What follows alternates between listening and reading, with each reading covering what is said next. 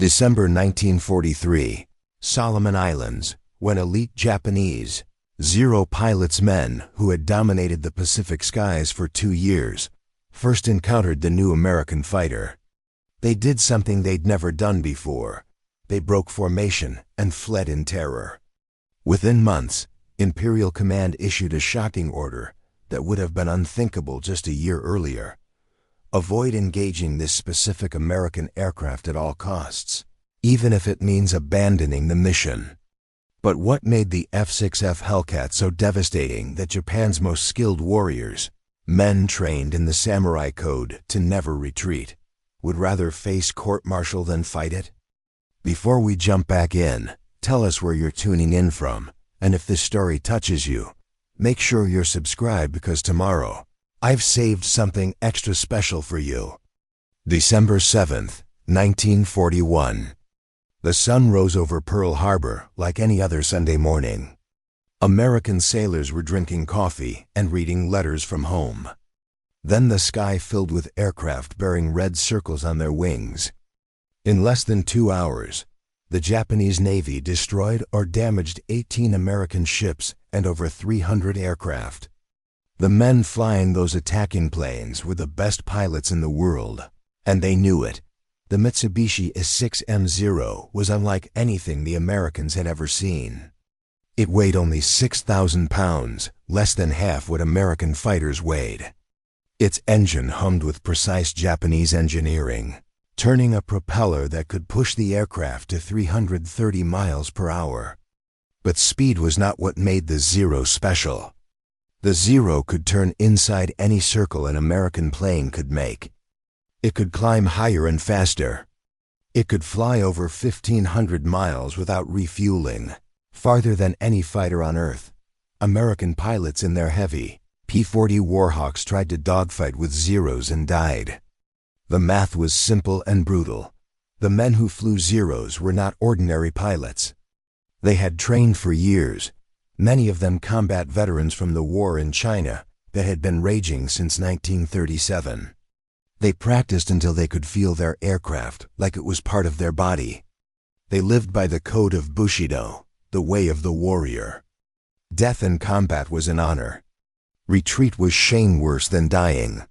These pilots believed in their emperor, their mission, and their absolute superiority in the sky. And for the first 2 years of the Pacific War, everything they believed was proven true with American blood. By early 1942, Japan controlled an empire stretching from Burma to the Marshall Islands. Zeros flew over conquered territories with complete confidence. American commanders were desperate. The Grumman F-4F Wildcat was tough but slow and clumsy compared to the Zero. The P-40 Warhawk was even worse in a turning fight. American pilots developed new tactics. They learned not to dogfight. They learned to dive and run, to use their aircraft's toughness and never try to turn with a Zero. But these were survival tactics, not winning tactics. Men were dying, and everyone knew the Americans were fighting with inferior tools. In factories across Japan, workers built Zeros with careful precision. Each aircraft took thousands of hours to construct. Japan's industrial capacity was limited. The nation had few natural resources. Oil came from the Dutch East Indies. Steel was rationed. Rubber was precious. But Japanese engineers had created something remarkable in the Zero by making it light. They removed armor plating to save weight. They made fuel tanks from thin aluminum without protective coating. They chose maneuverability over protection. In the hands of expert pilots against poorly trained enemies, this worked perfectly. The Japanese pilots flying in early 1943 believed their dominance would last forever. They had shot down American planes at rates of 5 to 1, sometimes 10 to 1. Their commanders told them that the Japanese fighting spirit was superior to American materialism. Americans were soft, they were told. Americans loved comfort and safety. Americans would break when faced with warriors who embraced death.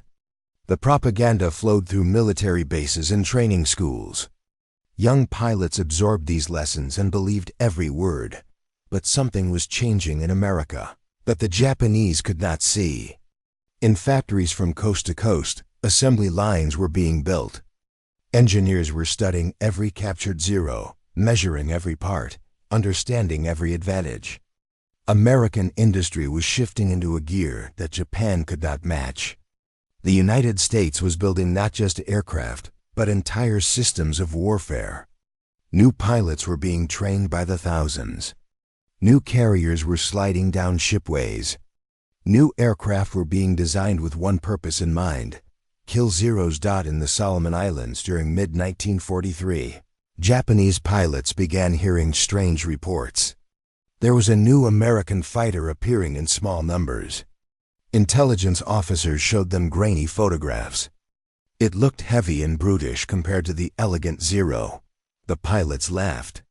Another American design that would be easy prey. They had heard about American attempts before. Everything the Americans made was too heavy, too slow, too clumsy.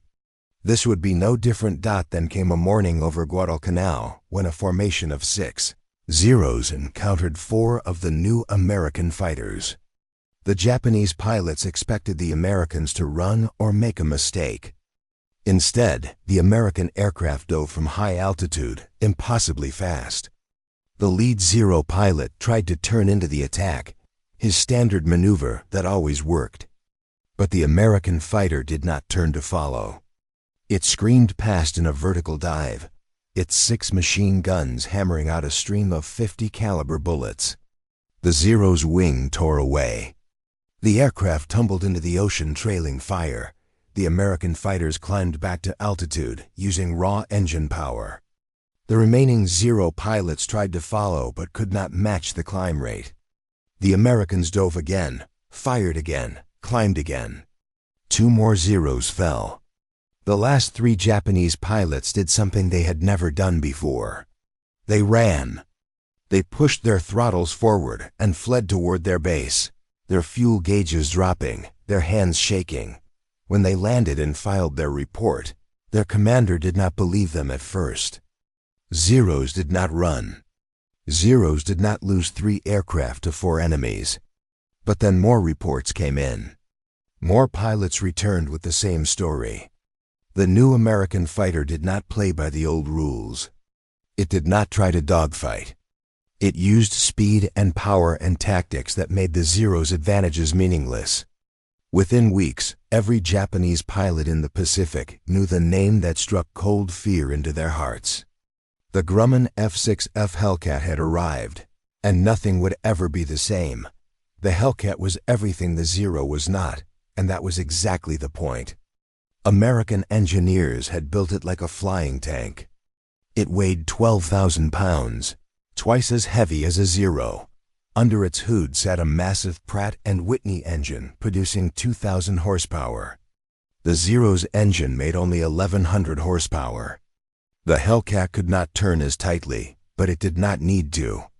It could dive faster than any Japanese aircraft could follow. It could climb back to altitude while Zeros struggled below. And most importantly, it could take punishment that would destroy a Zero in seconds. Behind the Hellcat pilot sat a thick plate of steel armor. His fuel tanks were wrapped in layers of rubber and protective coating. If a Japanese bullet struck the tank, it would not explode into flames. The cockpit was surrounded by bulletproof glass. American designers had studied how their pilots were dying and built an aircraft to keep them alive. Every pound of extra weight was there for a reason. The Hellcat gave up grace for survival, and in the brutal mathematics of air combat, survival meant you could fight again tomorrow. American pilots learned a new way to fight. They called it boom and zoom. Hellcat formations would climb to 20,000 feet or higher, well above where Zeros typically patrolled. The Hellcats would wait, watching their pilots breathing oxygen through rubber masks. When they spotted Japanese formations below, they would roll into steep dives. Gravity and engine power combined to push the Hellcats to speeds approaching 400 miles per hour. At that speed, the heavier American fighter became a missile. The diving Hellcat would flash into range of a zero formation. 650 caliber machine guns would erupt, each gun firing 800 rounds per minute. The total firepower was like a chainsaw made of lead. A 2-second burst put over 300 bullets into the air. Zeros, with their thin aluminum skin and unprotected fuel tanks, would explode or catch fire from just a handful of hits. Then the Hellcat would use its speed to zoom back up to altitude, climbing away faster than Zeros could follow. The Japanese pilots would turn and twist below.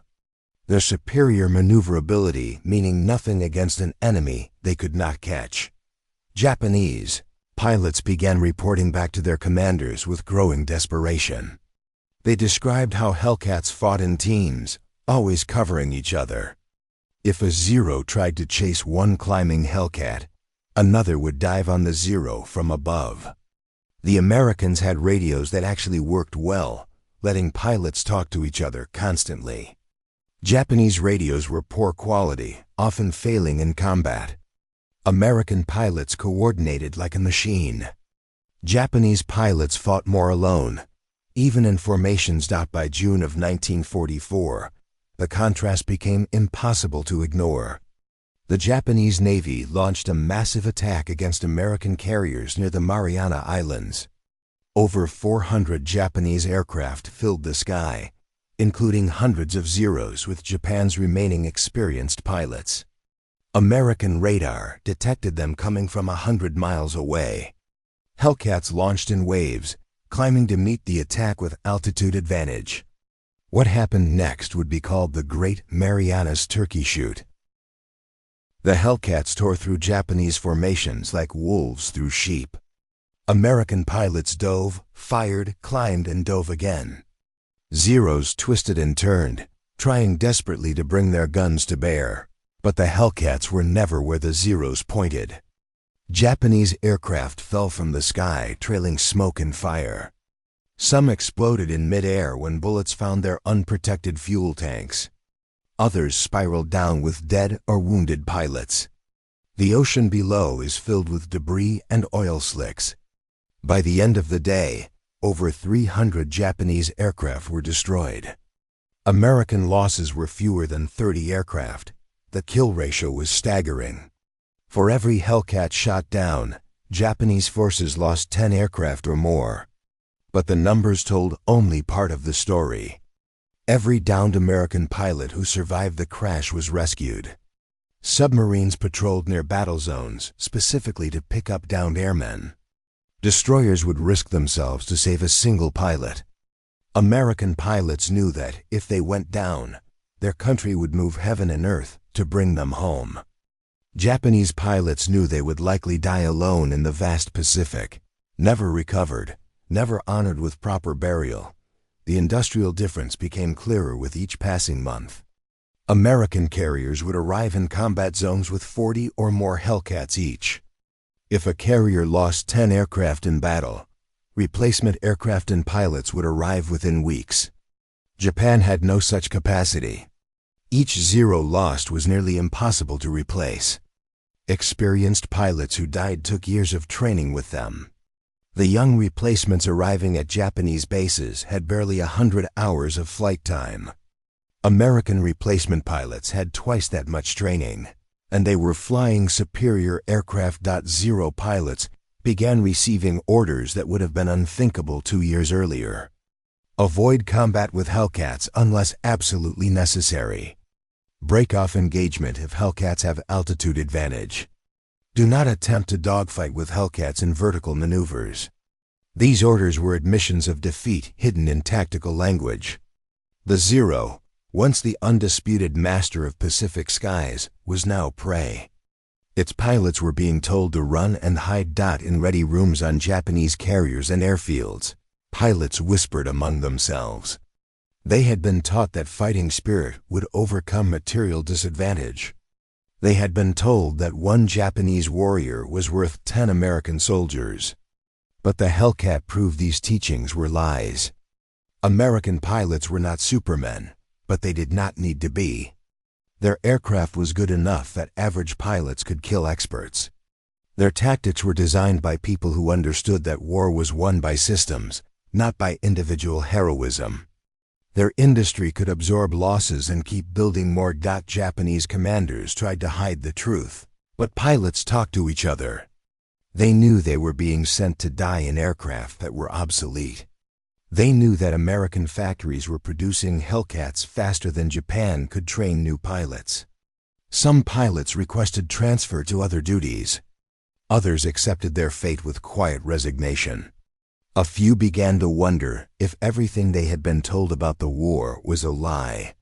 The Hellcat had not just defeated the Zero in combat. It had shattered the ideology that had driven Japan into this war.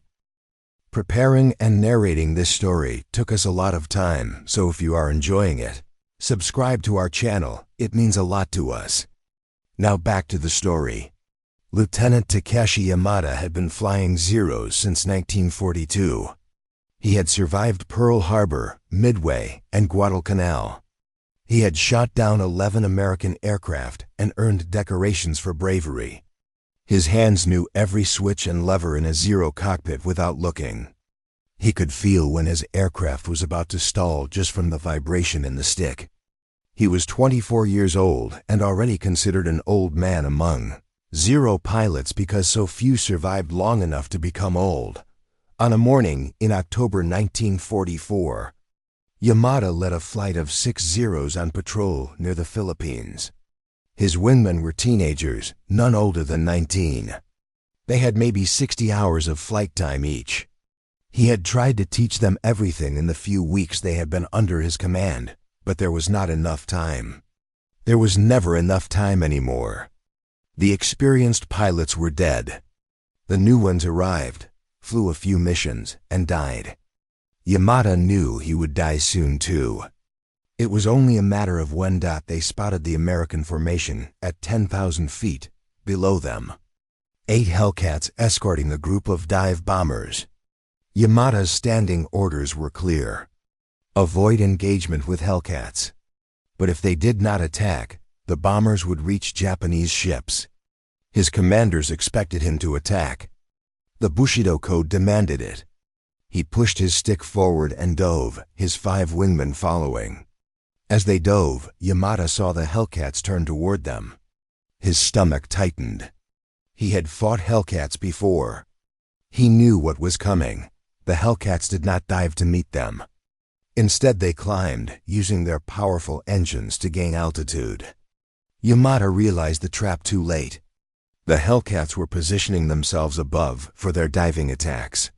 He shouted into his radio for his pilots to break formation and scatter, but he did not know if they heard him. Japanese radios were always unreliable. He pulled hard on his stick, turning his Zero in the tightest circle the aircraft could make. His vision grayed at the edges from the force of the turn. Behind him, he heard the sound of machine guns. 2 of his wingmen died in the first pass. The Hellcats dove through the formation with their guns hammering. Yamada saw 1 Zero explode, the fuel tank igniting in a bright orange fireball. Another fell away with its tail section torn off, spinning toward the ocean below. The Hellcats zoomed back up to altitude before any Zero could line up a shot. Yamada felt rage and helplessness mixing in his chest. He was fighting blind against enemies who could see everything, moving slow against enemies who were fast, flying a delicate flower against armored machines. A Hellcat dove on him specifically. Yamada turned hard left, then immediately reversed right. The old trick sometimes worked against inexperienced pilots. But this American pilot did not follow the turn. He kept diving, adjusting his aim, and fired a long burst. Yamada felt impacts along his wing. Holes appeared in the thin metal. 1 bullet passed through the cockpit 6 inches from his head. The plexiglass shattered. Wind screamed through the opening. His instrument panel sparked and went dark. Yamada pushed his stick forward into a dive, running for his life. His Zero was faster in a dive than in level flight, and for a moment he thought he might escape. But the Hellcat followed easily, growing larger in his rearview mirror. More bullets struck his aircraft. His engine coughed and began smoking. Oil sprayed across his windscreen. He could smell burning metal and leaking fuel. He knew his aircraft was dying. The Hellcat pilot could have killed him. One more burst would have torn the Zero apart. But instead the American pulled up and climbed away. Perhaps he was out of ammunition. Perhaps he was showing mercy. Yamada did not know and did not care. He nursed his damaged aircraft toward the nearest Japanese airfield, his engine sputtering, his hands shaking on the controls. Of his 6 aircraft, only 2 made it back. 4 young pilots were dead. The bombers had reached their target anyway. That night, Yamada sat in the pilot's ready room and wrote in his diary. His hand trembled as he formed the characters with his pen. He wrote that he had been lying to himself. Fighting spirit could not overcome bullets. Courage could not stop a .50 caliber round from tearing through aluminum. The code of Bushido was beautiful and ancient and completely useless against an enemy who had built a better weapon and knew how to use it. He wrote that the Americans had done something Japan had failed to do. They had studied their enemy and built exactly what was needed to win. The Hellcat was not elegant like the Zero. It was brutal and efficient. It turned the sky into a factory floor where American pilots came to work and Japanese pilots came to die. The Americans had removed all the romance from air combat and replaced it with an industrial process. First you climb above the enemy. Then you dive on him. Then you fire your guns. Then you climb back up. Repeat until the enemy is dead. It was simple and ugly, and it worked. Yamada realized that everything he had been taught was backwards. Japan had believed that superior spirit would defeat superior material.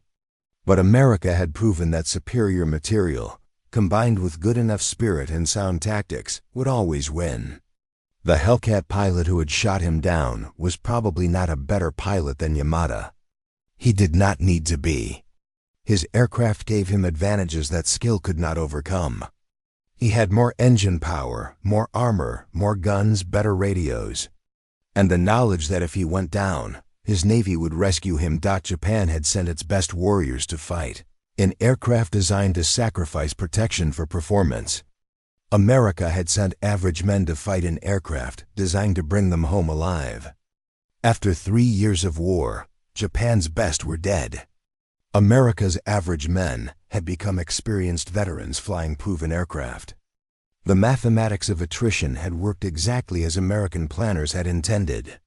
For every Hellcat lost, 10 Zeros fell. Japan could not build Zeros fast enough. America was building Hellcats so fast they had extras. 2 months later, Yamada received new orders. He was being assigned to a special attack unit. The words were careful and formal, but everyone knew what they meant: kamikaze, suicide attacks. Japan had run out of ways to fight conventionally. The only tactic left was to turn pilots into guided missiles, to crash aircraft into American ships because that was the only way to guarantee hits anymore. Yamada accepted the orders without protest. He had known this was coming. There was nowhere else for Zero pilots to go. The Hellcat had not just defeated them in combat. It had made their entire way of fighting obsolete. All that remained was to die with whatever honor could be salvaged from the ruins of everything they had believed. The war ended in August 1945 with atomic fire and unconditional surrender. Lieutenant Yamada never flew his kamikaze mission. His unit was grounded when fuel ran out 3 weeks before the surrender. He sat in his quarters and listened to the Emperor's voice on the radio. The first time most Japanese people had ever heard their living god speak. The voice was thin and crackling through static, announcing that Japan must accept the unacceptable and endure the unendurable. Yamada felt nothing. He had already endured more than he thought possible. He returned to Japan on a transport ship in October. The voyage took 12 days through seas that had once been Japanese-controlled waters. Now American ships were everywhere. Carriers, battleships, destroyers painted gray and flying the stars and stripes. The Japanese transport had to ask permission to enter its own home ports. Yamada stood on deck and watched Yokohama come into view. The city was flattened. American B-29 bombers had turned it into fields of ash and rubble. Only a few concrete buildings still stood, their walls blackened by fire. When he stepped onto Japanese soil, Yamada carried everything he owned in a small canvas bag. One spare uniform, a rice bowl, his diary. He had no family left. His parents had died in the Tokyo firebombing in March. His younger brother had been killed in Okinawa.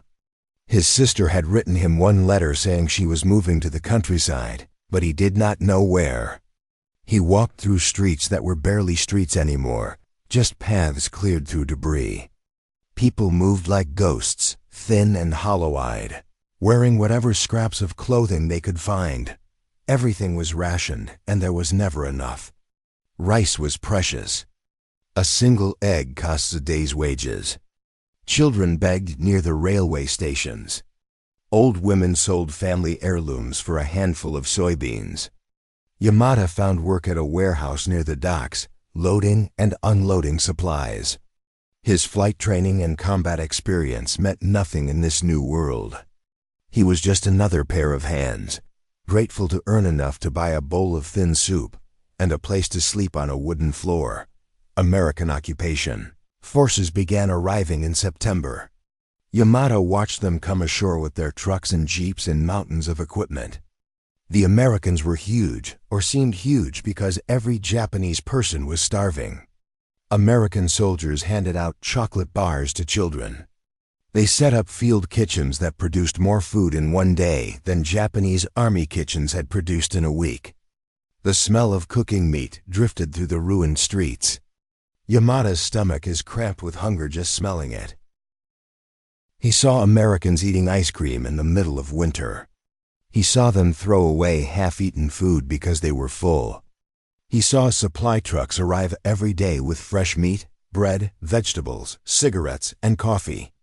The contrast was overwhelming. Japan had told its people that America was soft and weak, that Americans loved comfort more than honor. But these Americans had crossed an ocean to fight a war, and they had brought their entire industrial civilization with them. They had not just defeated Japan militarily. They had made it look easy. Yamada began working as a translator for the occupation forces. His English was poor, but better than most. He helped American officers communicate with Japanese officials. He watched meetings where Americans discussed rebuilding Japan's economy, reforming its government, and feeding its people. The Americans treated defeated enemies with a casual generosity that confused him. They were not cruel. They did not seek revenge. They seemed genuinely interested in helping Japan recover, as if the war had been a problem to solve rather than a blood feud. One day, an American officer asked Yamada about his war service. Yamada admitted he had been a Zero pilot. The officer's eyes lit up with interest. He asked questions about the Zero's performance, about Japanese tactics, about what it was like to fight against Hellcats. Yamada answered honestly. He described how the Zero had dominated early in the war and how the Hellcat had systematically destroyed Japanese air power. The officer nodded and said that American designers had studied captured Zeros carefully and built the Hellcat specifically to counter every advantage the Zero possessed.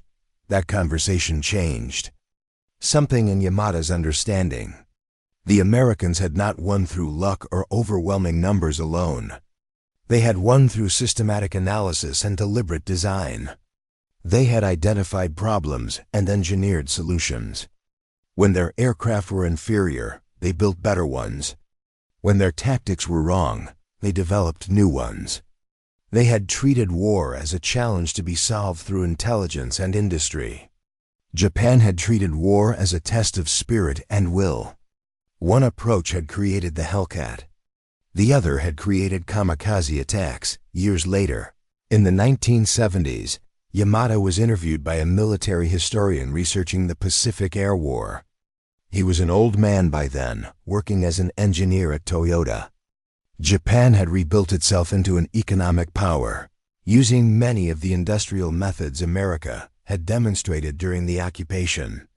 Yamada told the historian that the Hellcat had taught him the most important lesson of his life. Though it had taken him decades to fully understand it, the lesson was not about aircraft design or tactics. The lesson was about how nations approach problems. Japan had believed that a superior spirit could overcome material disadvantages. This belief had sent men to die in aircraft that were beautiful and deadly, but fundamentally unable to win a long war against an industrial power. America had believed that material superiority, combined with competent people and sound methods, would always defeat enemies who relied on courage alone.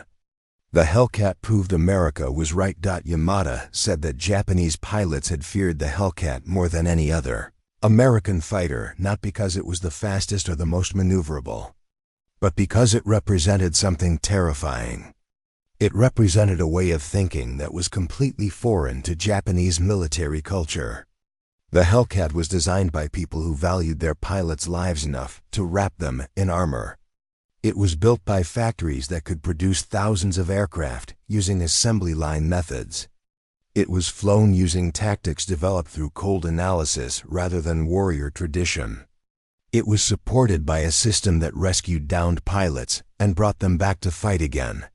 The Zero had been a samurai sword, elegant and deadly in expert hands. The Hellcat had been a factory machine, efficient and reliable in anyone's hands.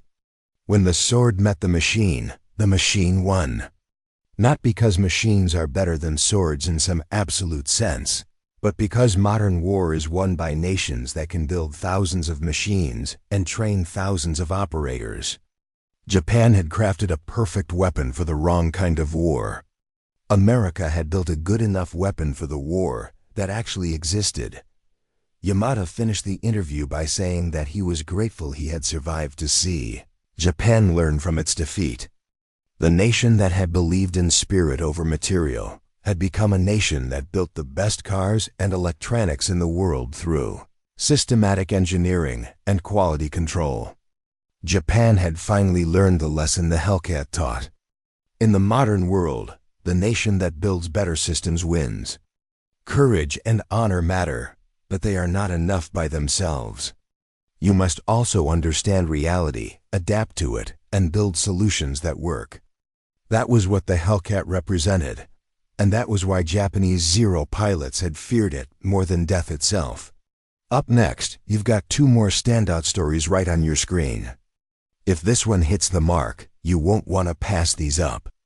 Just click and check them out. And don't forget to subscribe and turn on the notification bell so you don't miss any upload from us.